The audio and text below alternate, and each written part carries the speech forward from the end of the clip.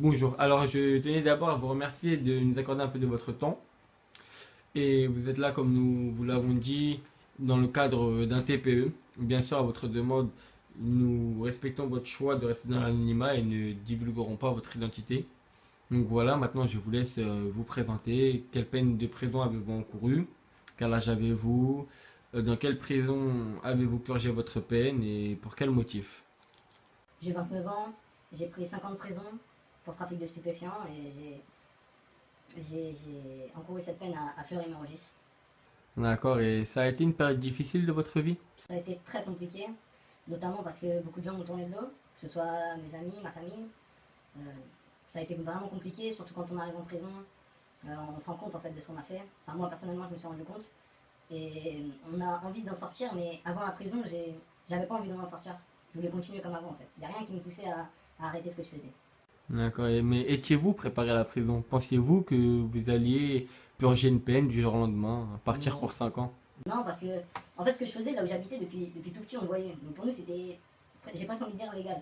Malgré qu'on nous rabâche tout le temps, que ce soit à l'école ou dans les médias, que c'est illégal, pour nous c'était légal. Donc on n'a pas l'impression de faire quelque chose de mal. Et c'est vrai que quand on arrive en prison, on se dit, ah quand même, on n'est pas prêt pour ça.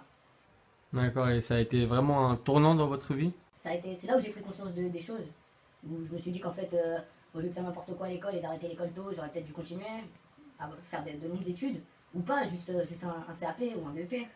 Mais voilà, avoir un métier, avec une vie stable, j'ai envie de dire. D'accord. Mais qu'est-ce qui vous a fait prendre cette prise de conscience? C'est la prison en elle-même ou vous avez été pris en main au sein de la prison de Fleury? Avez-vous eu des aides internes ou externes? Comment cela s'est passé pour vous? Déjà, les gardiens, ils jouent un rôle assez majeur parce qu'ils essaient toujours de te raisonner. Donc ça, c'est déjà quelque chose qui peut te faire prendre conscience de la gravité. Et après, il y a aussi des intervenants externes qui, moi personnellement, c'était des profs, tout simplement, qui sont venus me donner des cours. Euh, J'étais en déficit scolaire et voilà, ils m'ont aidé à rattraper ça. Aujourd'hui, j'ai un BEP et voilà, grâce à eux. Après, il n'y a pas que ça, il y a aussi des aumôniers, religieux, que ce soit chrétiens, que ce soit juifs, musulmans, qui viennent et qui essaient de raisonner les gens. Et il y en a beaucoup pour qui ça marche, d'autres pour qui ça marche pas. D'accord, donc en prison, vous avez réussi à avoir un diplôme, c'est ce que vous êtes en train de me dire? Voilà, j'ai réussi à avoir un diplôme, je suis pas le seul d'ailleurs. Il y en a plein, on était plein à avoir notre diplôme, on a eu notre diplôme en prison. Ce que je pensais, enfin, en dehors de la prison, pour moi, c'était impossible d'avoir un diplôme, n'importe lequel.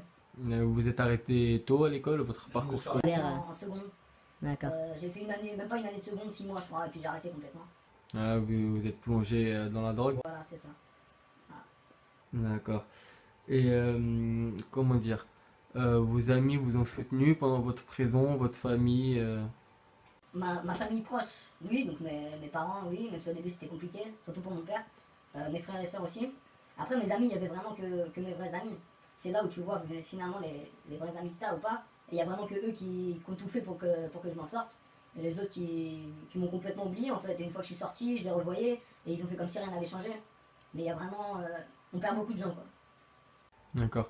Et maintenant que vous êtes sorti de prison, vous avez eu votre diplôme. Où en est votre vie? Avez-vous trouvé du travail? Vous vous en sortez mieux qu'avant? Aimez-vous votre nouvelle vie? Aimez-vous le tournant qu'a pris votre vie?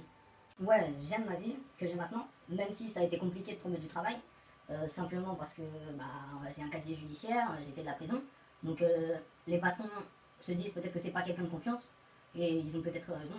Moi, je pense être quelqu'un de confiance. Après, j'ai été aidé par des associations qui m'ont pris en charge et qui ont fait aussi des démarches pour moi, et aujourd'hui j'ai réussi à trouver un travail. Donc oui, aujourd'hui je préfère cette vie-là que celle que j'avais avant. D'accord. Vous aurez pensé, sans la prison, arriver à vous reprendre en main un jour et... Non, non, non, s'il n'y avait pas la prison, vraiment, j'aurais continué comme avant. Ou s'il n'y avait pas ces intervenants dans la prison de Fleury, pour mon cas, non, j'aurais continué.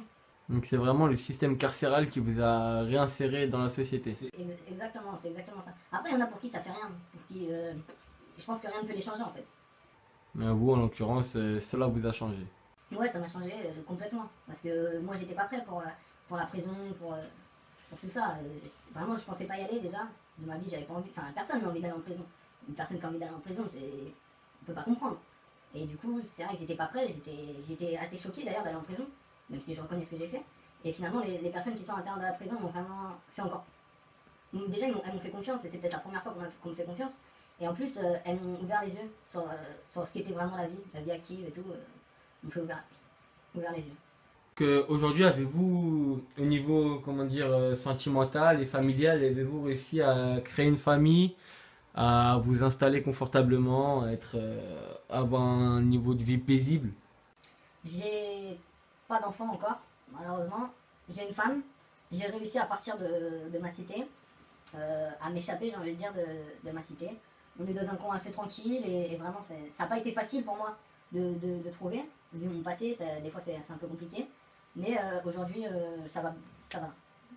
D'accord. Et par exemple, vos voisins ou, je sais pas, l'entourage que, votre entourage professionnel, ont-ils des préjugés vis-à-vis de vous? Vous jugent-ils au quotidien? Êtes-vous bien vu? Êtes-vous mal vu? Les gens vous regardent-ils de haut? Avez-vous retrouvé en quelque sorte la place d'un individu normal ou avez-vous toujours cette étiquette d'ancien détenu qui vous colle à la peau?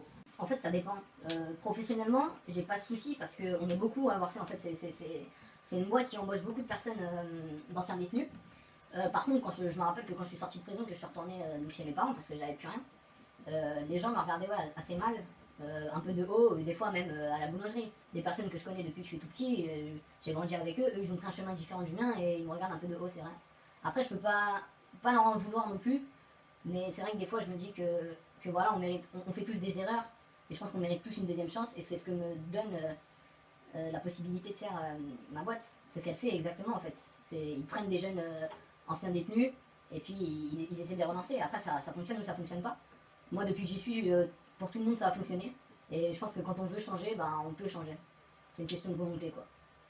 D'accord. Et remercierez-vous comment dire, le système carcéral de vous avoir permis de changer de vie, de vous insérer dans la société, de devenir quelqu'un de respectable, d'honnête, qui n'a plus rien à voir avec la délinquance ou autres trafics illégaux. Le système carcéral, oui, je le remercierais.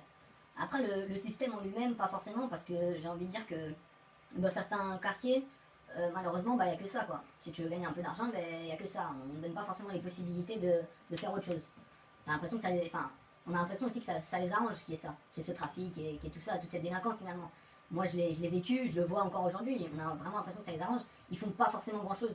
L'État en lui-même ne fait pas grand chose pour que ça change. Il y a des associations qui le font. Je pense notamment à Saïd Boxing and Beat, à Aubervilliers. Voilà, et lui, il veut que les choses changent et il le fait par le sport. Mais il a trouvé son moyen pour le faire. Et l'État, malheureusement, même si c'est un peu mieux depuis quelques années, je trouve que c'est quand même pas assez alors que la délinquance monte. En plus, les délinquants deviennent de plus en plus jeunes. Je vois des petits de 12 ans qui deviennent délinquants, voilà. Donc, en gros, ce que vous reprochez, c'est en tant que jeune de cité, être obligé de passer par la case prison, si je puis dire, pour s'insérer dans la société. Je dirais pas obligé parce que je connais des personnes qui ont très bien réussi sans être passées en prison. Mais c'est vrai que des fois on a l'impression qu'on est un peu délaissé entre guillemets et qu'il y a finalement que ça pour certaines personnes. Il y a que la prison qui peuvent avec lequel on peut s'en sortir. D'accord, donc bah voilà, ce sera tout. Je vous remercie beaucoup pour le temps que vous nous avez accordé et je vous souhaite une bonne continuation.